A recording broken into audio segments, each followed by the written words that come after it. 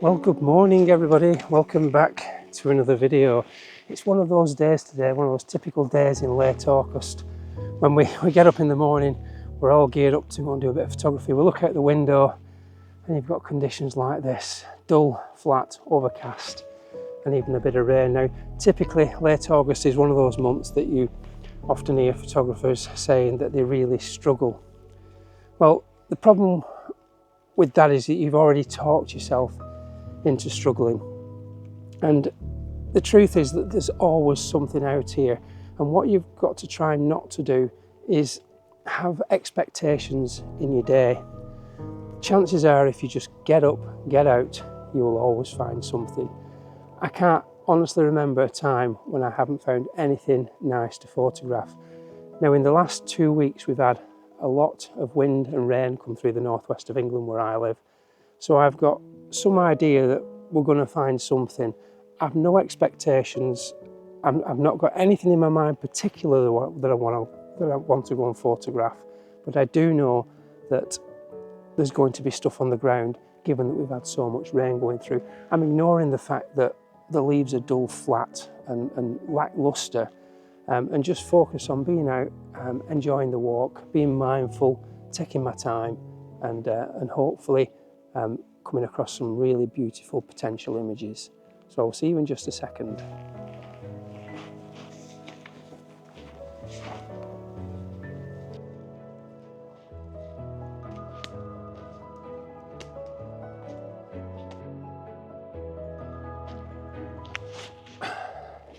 So it seems I've come a little bit unprepared this morning. I've got everything in my bag apart from the kitchen sink, and I've failed to put on a pair of waterproof trousers, and I've just been over in that part of the wood and a rowan tree caught my eye, a mountain ash as it's often known, and it was full of beautiful red berries as they get at this time of year.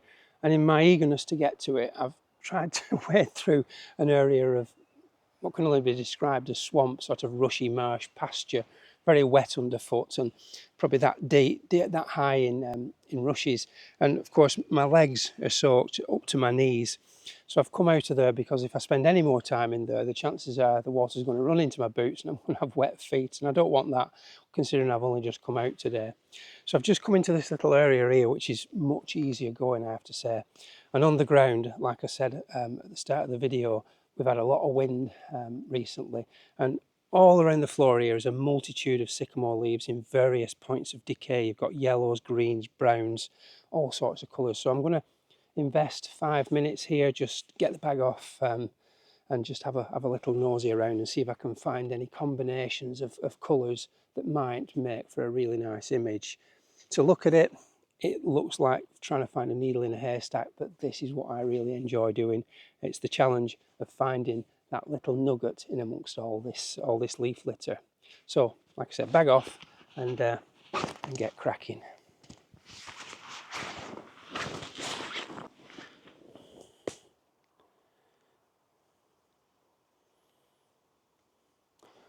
So I found a shot already. In fact, I'm going to mark that with a little bit of kitchen roll because I will never find it again once I've got my kit together. That looks really quite nice. I'll just show you quickly. I always use my phone with these things. It's always a little bit quicker. So what we've got here is a fresh sycamore leaf that's been upturned and it's landed on top of a decaying one, but you can see it's ripped and damaged with the wind, and that's had the benefit of revealing what's underneath it, and I think that'll make a nice interesting little variation on what I would normally do. And it's those little things that I'm really looking for that's just a little bit different to the norm. I'll get the camera out and find that bit of kitchen roll, because that is absolutely essential when you're doing this sort of stuff, is to mark your spot. So there is the leaf in situ. Just move it around there so you can see. That's pretty much where the camera is positioned over the top. And of course, here is the rip, and which I've incorporated these two veins here and this nice little yellow area of ribbon just here, the leaf vein there. So I'll show you on the back of the camera now what I've got. So this is the camera view. Obviously it's a vertical portrait format, and as I say, you've got these lovely veins coming down here, just fanning out, lovely yellow edges on them, and these are echoed by the veins running the opposite direction on the more fresh leaf. And as I mentioned, you've got the rip there, you've got another one just here, just allowing a bit of colour to bleed through, making it all a bit more interesting. What I have got on this occasion, we've got the flat overcast light. These leaves are a little bit wet, and of course we've got the light reflecting here and just a little bit here. Now I've had the polarizer on and it really isn't making any difference. It's always a lottery in overcast light just how well a polarizer will work, and it's just not managed to get rid of all the problems. So to be fair, the highlights that are in this section here really aren't a problem for me. I'm not sure about the light on these little bits here, and if possible I may remove them in post-processing if I feel that they're detrimental to the final image. So the settings for this are f19, it's 200 ISO and 5-second exposure, so I shall put that on now.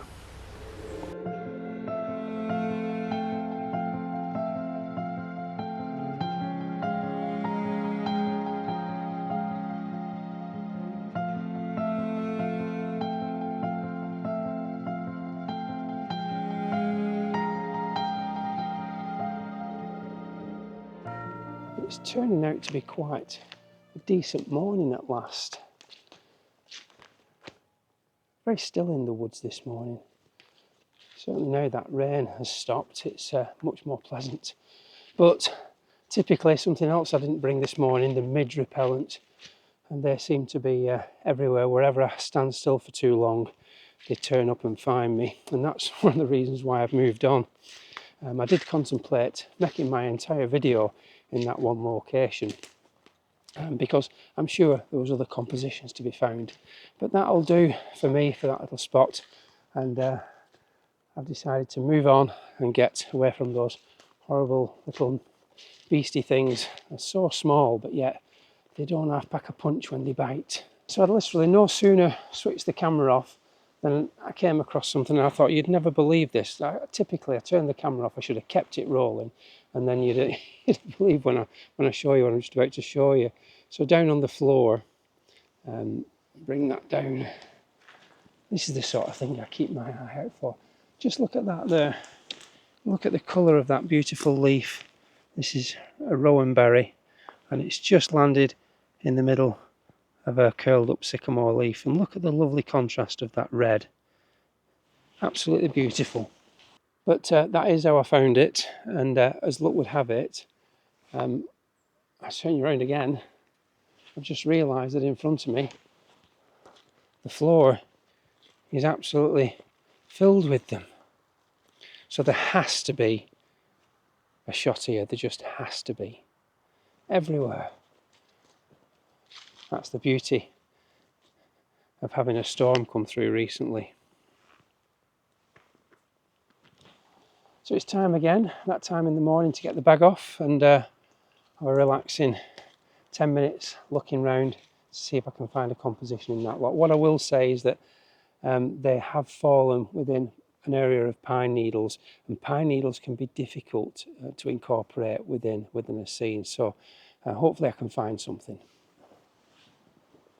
So I've been looking around for about 10 minutes now, and I've really not found a composition yet, and the problem is that I've started to develop an idea. I've started to come up with something in my mind that I want to photograph. I've got this picture in my head of exactly how the composition is going to look, and that's the trouble that that's the trap you shouldn't fall into. What it is I've got this lovely rustic browns, I've got rowan leaves themselves, and some beautiful yellows and greens, and I've got this idea of this autumnal scene with these red berries in amongst it, and it clearly doesn't exist. There are some people that could probably manufacture something like that, but I'm not one of them. I'm just absolutely useless when it comes to creating something from just bits of the forest floor and putting them all together into something that looks believable, let's say. So I'm going to give it another 5 minutes, just keep looking, and you never know, something might pop up, but if not, I'm going to move on. So I think I could be on something. I'm not going to hang around because I am getting eaten alive. I'm just going to turn this round. So put that down just by my phone. Obviously I've marked the spot again.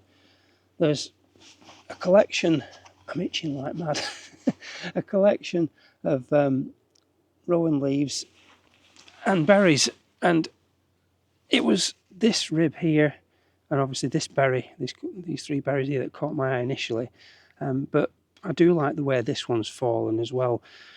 Now down here we've got a sycamore leaf. I think if I remove that, those berries I think are just too much. I will probably move those. I quite like the interplay of this green leaf here and this brown one. You see they're all three different colours. It may well work without the berries at all, but I'm going to try and incorporate those three in the top part of my frame. I think this cluster is just too heavy for the composition. I am still a little bit bothered about the pine needles, but I think if I make it more about the composition of the leaves, so that they form a greater portion of the frame, I think the pine needles will pale into insignificance. That's the plan anyway, so I'm going to get the camera out and give that a go. Right, so I've lined the composition up, and what I'm going to do this in real time. Never actually tried this before. So the Pocket 3 can track my head movement, so it will enable me to show you what I'm doing down here. So the cluster of berries are actually not in the shot when I've got it lined up, so I can just move them out of the way anyway. The sycamore leaf that was on top of the green rowan leaf is in the shot, so I'm going to move that. It's as simple as that really. All I need to do now is to get up top, have a look. I'm being bitten alive. Get up top and have a look on the scene and see if there's any pine needles that are really bothering me on top of the composition that that I would like to move. And there isn't actually any that I can get to. There is one that bugs me a little bit just down here, and I don't think, oh yes I can remove that. Well, there's one there as well. There's a couple underneath, I'll just point to those down at the bottom there that I can't do anything about. I could probably nudge them behind that vein there, but on the whole, the rest I can't do anything about. It just is what it is. But a really nice composition, and what I've got, the main important elements of course are I've got this lovely curve of this autumn coloured rowan leaf here. I've got this green one here that's still in more or less its summer condition, with one leaflet turned autumn, which is nice, and then got this one at the top just framing the composition with the berries. I'm not actually sure if the berries add to the composition or sort of take it down a notch. It does add a bit of splash of colour, so I am going to leave them in. In terms of settings, I'm on f19, 100 ISO and a 3-second exposure. It's not a focus stack, everything's nice and flat to the ground. So I'll put that on now and get out of the way of these horrible midges.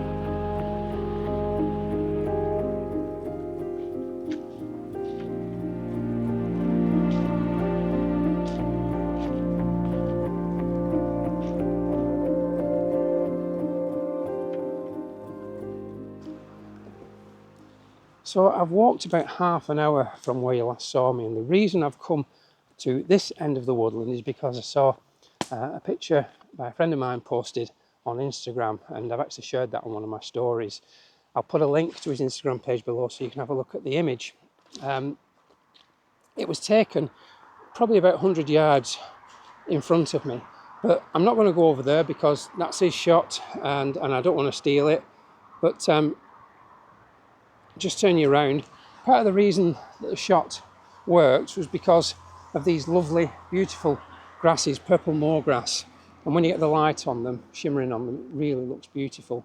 Now on David's shots, he also got the light coming in from the left-hand side, which it's pretty much beginning to do now. But I've always felt that there was a composition to be had over here. Now I'm walking you through deliberately without looking at me, so you can see the conundrum. You've got a good collection of beech trees on a steep embankment just here on the right-hand side. And I've always found it difficult to find a composition that holds together. The way that the trees are lined up there is quite nice, but you've got this big old empty dead space, and it would have been nice filled with some of those grasses, but it's just not the case. So just forward from me, another 20 yards or so, I'll put my camera back down, and there's a shot here where there's a bit more grasses in the foreground and also a path, and I'm going to show you that composition now before I get the camera out. Right, so here is the composition. We've essentially got these two trees on the right hand side. You can see the pathway on the left there. Now what I'm going to do is I'm going to move the camera to the left here, get it nice and high. Key thing for me is that this branch here coming out on the left of this tree is not interrupting those two trees at the back. Now I want to line those up with a footpath and position the camera something like that. Now my camera is quite square by comparison to this 16:9 crop, so I get a lot more sky. But when I take the shot, I am going to crop it back down to that aspect ratio. But I think, given the time of year, I think that's quite a nice composition, and I think at a different time of year, I think this will work. So I'm going to take this now, purely because I want it recorded for something to come back to in the future. So I hope you like that composition. You agree with me that it fits together nicely. As I say, I'll get the camera out now, get it lined up, and fingers crossed that it looks as good as it does on the back of this little Pocket 3. So I've got my composition just about right, I think. There I've got my 28 to 45mm lens on. I've got f/16, 3-second exposure, 100 ISO.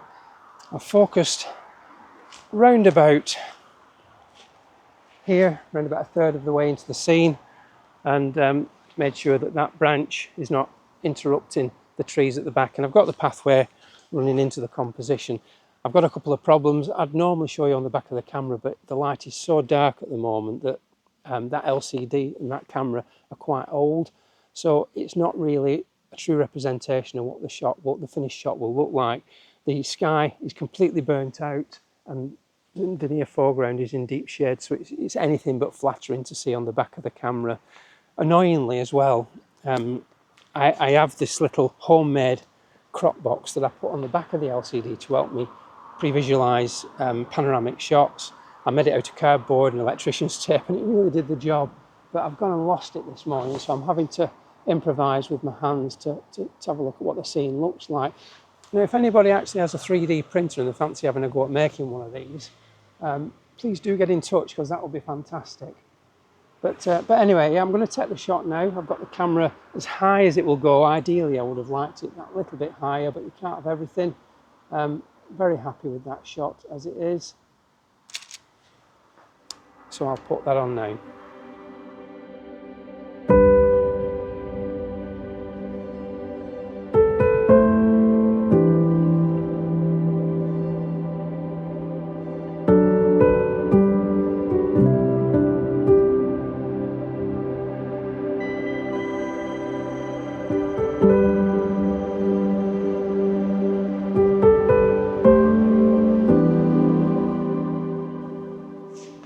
So I've just tweaked the composition to try a slight alternative view.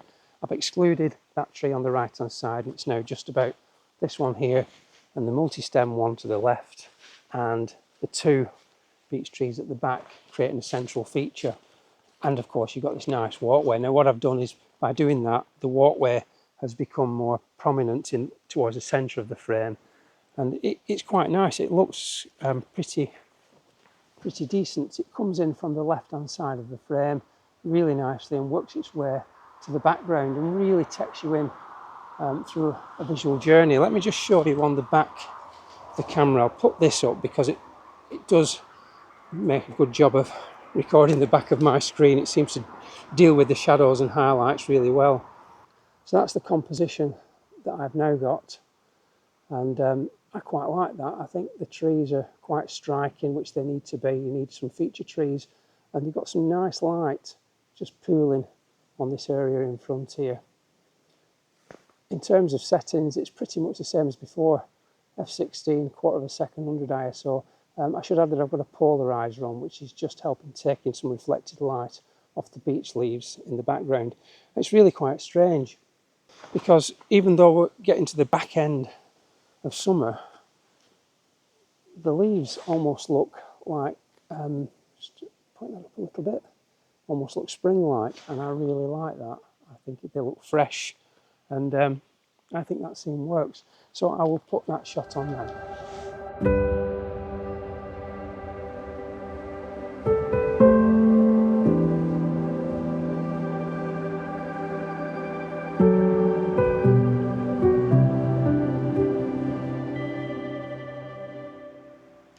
Well, that's it from me for today. I do apologise for the background noise. When I was taking those last couple of video segments, I was completely unaware of the traffic until I've just stopped now and sat down. So if it was noisy in the background, I do apologise for that.